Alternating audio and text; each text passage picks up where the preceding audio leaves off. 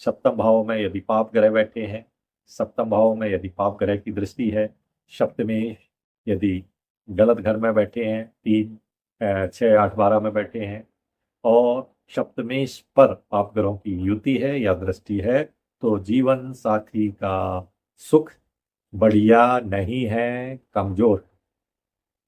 ये बात देखना है। दूसरी बात देखना है हमको नवांश कुंडली, क्योंकि हम पहले बता चुके हैं कि राशि कुंडली यदि शरीर है तो नवांश कुंडली दिल है।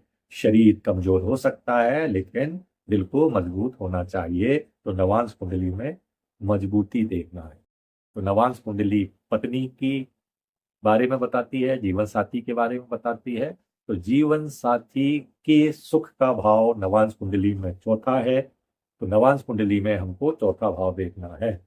चौथा भाव में पाप ग्रह बैठे हैं क्या, पाप ग्रहों की दृष्टि है क्या, चतुर्थेश 6, 8, 12 में है क्या, चतुर्थेश के साथ कोई पाप ग्रहों की युति है या पाप ग्रहों की दृष्टि है, तो जीवन साथी का सुख नहीं होता है।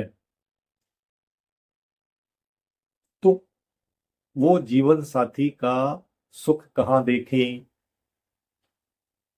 तो कहते हैं नवांश कुंडली में जो चतुर्थ भाव सुख का भाव है, उस भाव का कर्ता अर्थात भावेश वो कहाँ बैठा है, वहां से वो सुख की तलाश करेगा। सपोज करिए नवांश कुंडली में चतुर्थ भाव का कारक कर्ता या भावेश यदि अष्टम में बैठा है, तो अष्टम सीक्रेट गुप्त भाव है, तो गुप्त रूप से वो स्त्रियों में सुख ढूंढेगा, दूसरी स्त्रियों में।